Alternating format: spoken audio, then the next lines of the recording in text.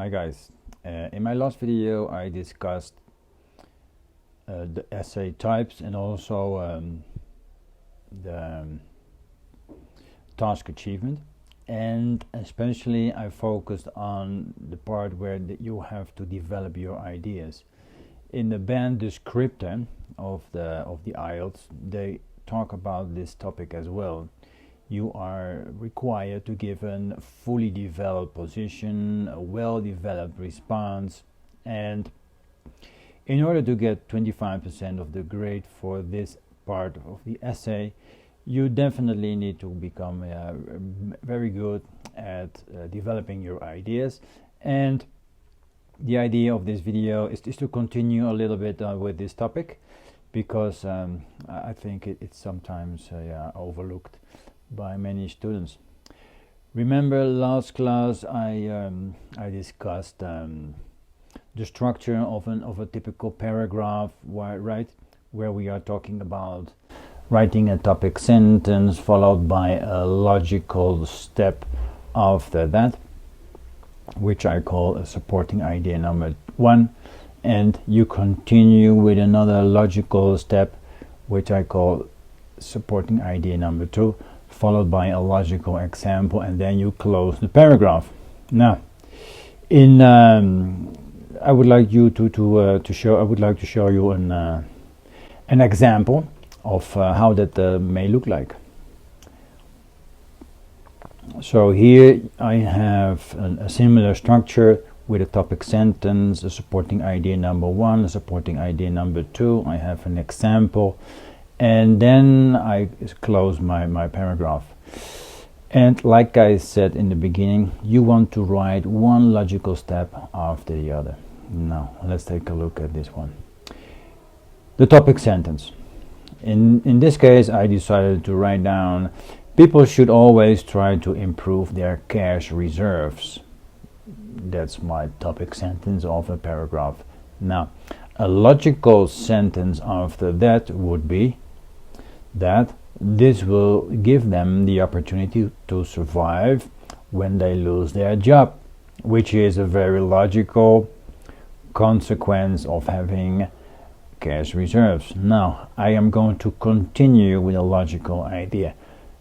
Furthermore, having some money also provides time to look for a new career without getting in acute financial distress. Again, this is a logical sentence that follows from the topic sentence and supporting idea number 1. And then I am going to give an an example, which has to be, of course, a relevant example.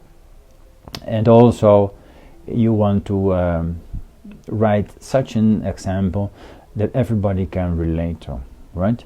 So you're not going to come up with some kind of an example that only you know about because you've read something in an obscure investigation on page 14, and then you are going to quote from that. No.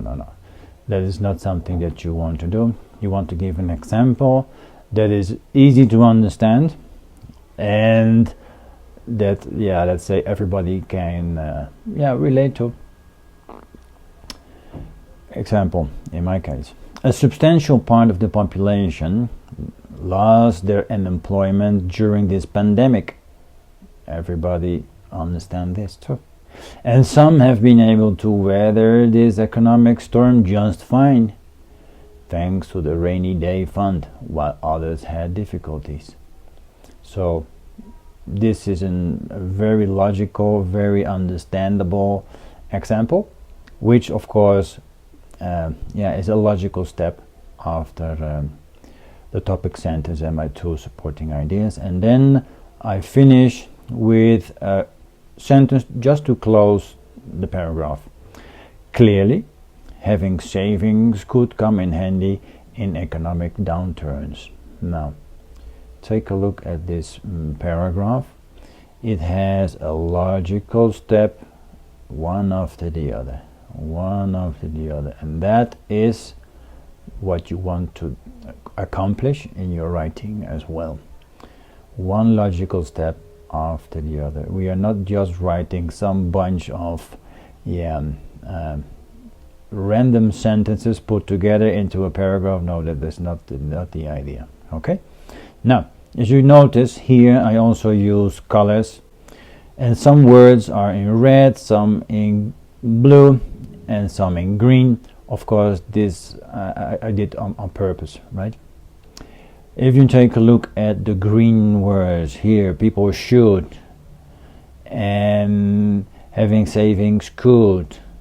Now, I put that into green because that is what they call hedging. Hedging is a way to express yourself in a polite way, and also to avoid opposing claims.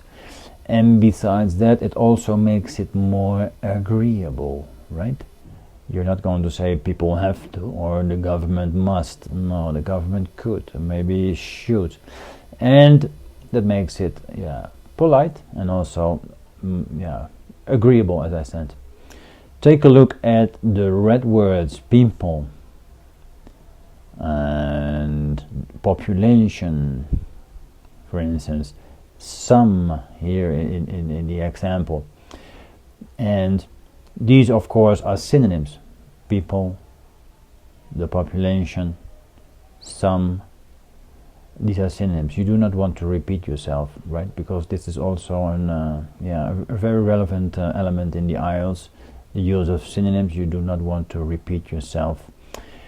Other examples of synonyms are, for instance, cash reserves versus having some savings, right? Have a rainy day fund. These are all synonyms. I definitely advise you to familiarize yourself with other ways of saying the same thing. That could be a very simple synonym or just a few other words to describe the same thing. And then the blue words, which is also something we need to pay attention to within the writing.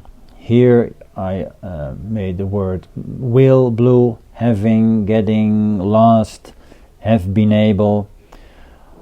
As you can see, I used a variety of tenses. I have a future tense here in the first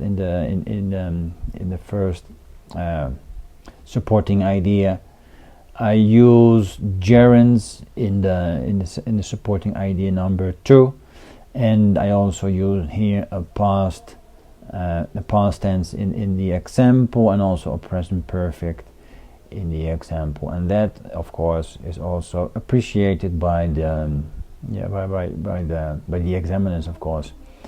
And lastly, I would emphasize also that I highlighted and put in bold the linkers. Very important in the writing. Firstly, furthermore, for example, clearly.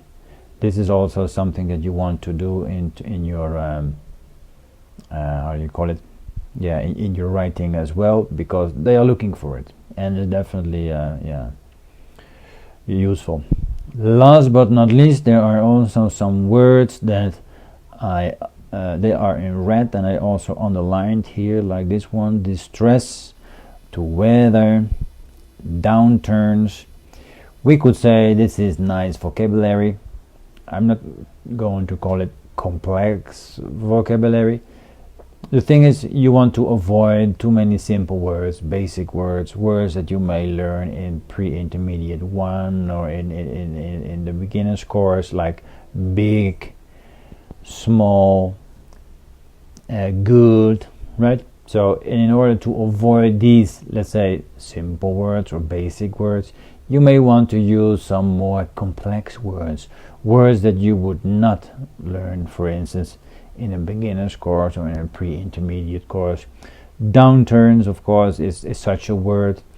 To weather, I think, would be a word that is more complex than a basic word, and the same thing applies for distress.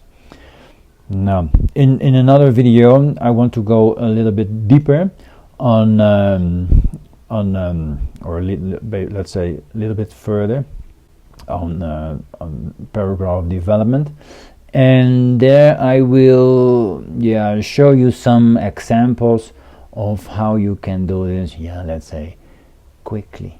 Okay, so now I hope this video was useful, and don't forget to like it, or perhaps to subscribe to my YouTube channel, and I hope that you enjoyed it.